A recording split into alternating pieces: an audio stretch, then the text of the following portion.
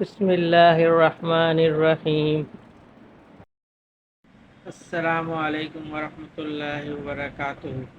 ایک صحابی رضی اللہ تعالیٰ عنہ فرماتے ہیں کہ ہم لوگ لڑائی میں جب خیبر کو فتح کر چکے تو لوگوں نے اپنے مال غنیمت کو نکالا، جس میں متفرق سامان تھا اور قیدی تھے، اور خرید و فروخت شروع ہو گئی کہ ہر شخص اپنی ضروریات خریدنے لگا اور دوسری زائد چیزیں فروخت کرنے لگا۔ اتنے میں ایک صحابی رضی اللہ تعالیٰ عنہ حضور صلی اللہ علیہ وسلم کی خدمت میں حاضر ہوئے اور عرض کیا کہ یا رسول اللہ صلی اللہ علیہ وسلم، مجھے آج کی اس تجارت میں اس قدر نفع ہوا، ساری جماعت میں سے کسی کو بھی اتنا نفع نہیں مل سکا۔ حضور صلی اللہ علیہ وسلم نے تعجب سے پوچھا کہ کتنا کمایا؟ انہوں نے عرض کیا کہ حضور، میں سامان خریدتا رہا اور بیچتا رہا، جس میں 300 اوقیہ چاندی نفع میں بچی۔ حضور صلی اللہ علیہ وسلم نے ارشاد فرمایا، میں تمہیں بہترین نفع کی چیز بتاؤں؟ انہوں نے عرض کیا حضور ضرور بتائیں۔ ارشاد فرمایا کہ فرض نماز کے بعد 2 رکعت نفل۔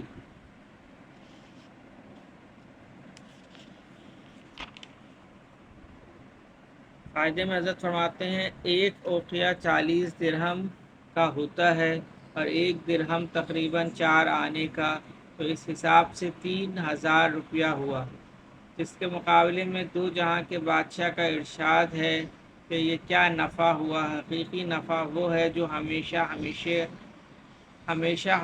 کے لیے رہنے والا اور کبھی نہ ختم ہونے والا ہے۔ اگر حقیقت میں ہم لوگوں کے ایمان ایسے ہی ہو جائیں اور 2 رکعت نماز کے مقابلے میں 3000 روپے کی وقت نہ رہے، تو پھر واقعی زندگی کا لطف اور حق یہ ہے کہ نماز ہے ہی ایسی دولت۔ اسی وجہ سے حضور اقدس سید البشر فخر الرسول صلی اللہ علیہ وسلم نے اپنی آنکھوں کی ٹھنڈک نماز میں بتلائی ہے، اور وصال کے وقت آخری وصیت جو فرمائی ہے، اس میں نماز کے اہتمام کا حکم فرمایا ہے۔ کنز الاعمال۔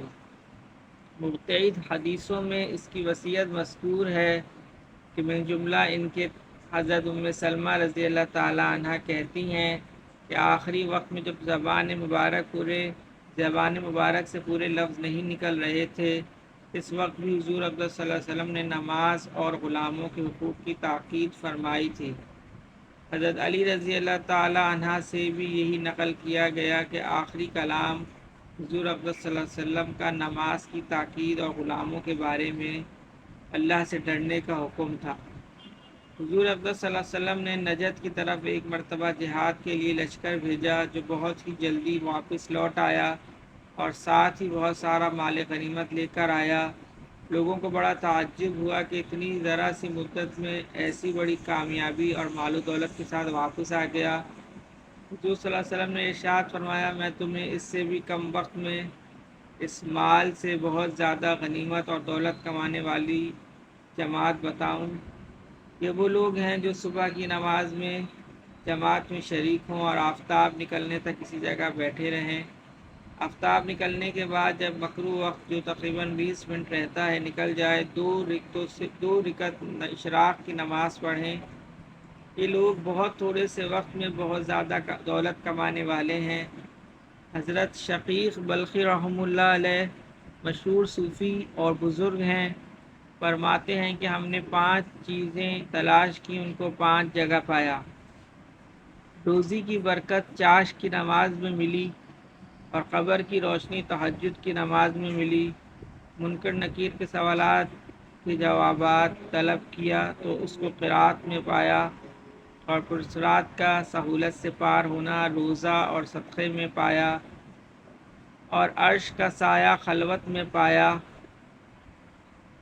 حدیث کی کتابوں میں نماز کے بارے میں بہت ہی تاکید اور بہت سے فضائل وارد ہوئے ہیں، ان سب کا احاطہ کرنا مشکل ہے۔ تبرکاً چند احادیث کا صرف ترجمہ لکھا جاتا ہے جو آئندہ روز پڑھا جائے گا۔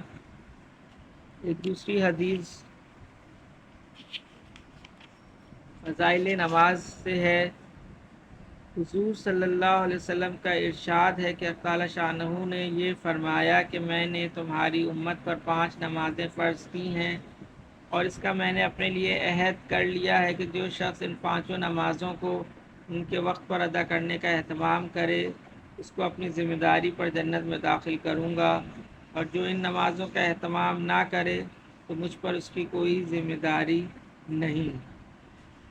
قائد میں حضرت فرماتے ہیں ایک دوسری حدیث میں یہ مضمون اور وضاحت سے آیا ہے کہ حق تعالی شانہ نے 5 نمازیں فرض فرمائی ہیں، جو شخص ان میں لاپرواہی سے کسی قسم کی کوتاہی نہ کرے، اچھی طرح وضو کرے اور وقت پر ادا کرے اور خشوع و خضوع سے پڑھے، حق تعالی شانہ کا عہد ہے کہ اس کو جنت میں ضرور داخل فرمائیں گے، اور جو شخص ایسا نہ کرے اللہ تعالیٰ کا کوئی عہد اس سے نہیں، چاہے اس کی مغفرت فرمائیں چاہے عذاب دیں۔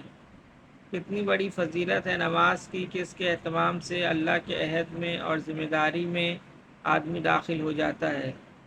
ہم دیکھتے ہیں کہ کوئی معمولی سا حاکم یا دولت مند کسی شخص کو اطمینان دلا دے یا کسی مطالبے کا ذمہ دار ہو جائے یا کسی قسم کی ضمانت کر لے تو وہ کتنا مطمئن اور خوش ہوتا ہے، اور اس حاکم کا کس قدر احسان مند اور گرویدہ بن جاتا ہے۔ یہاں ایک معمولی عبادت پر جس پہ کچھ مشقت بھی نہیں، مالک الملک دو جہاں کا بادشاہ عہد کرتا ہے، پھر بھی لوگ اس چیز سے غفلت اور لاپرواہی کرتے ہیں۔ اس میں کسی کا کیا نقصان ہے، اپنے ہی کم نصیبی اور اپنا ہی ضرر ہے۔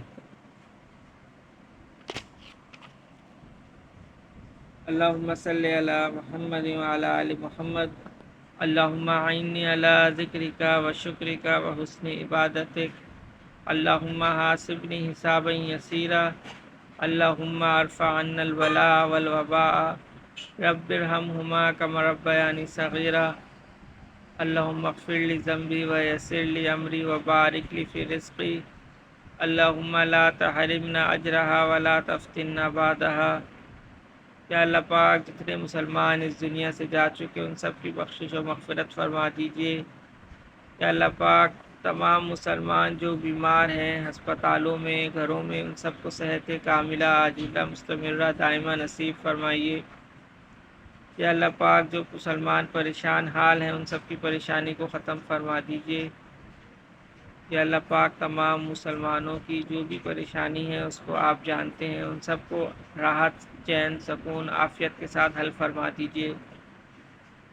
یا اللہ پاک عمرے پہ جو لوگ گئے ہیں اور عمرہ ادا کر رہے ہیں کیا ہے، اللہ پاک ان کی دعاؤں میں بھی ہمارا حصہ فرمائیے کہ وہ ہمیں دعاؤں میں اپنی یاد رکھیں اور ان کی عمرے کو قبول فرمائیے اور ان تمام کی دعاؤں کو قبول فرمائیے، اور ہمیں دین کی اس محنت کے لیے قبول فرما لیے اور ہمارے آنے والی نسلوں کو بھی قبول فرما لیجیے۔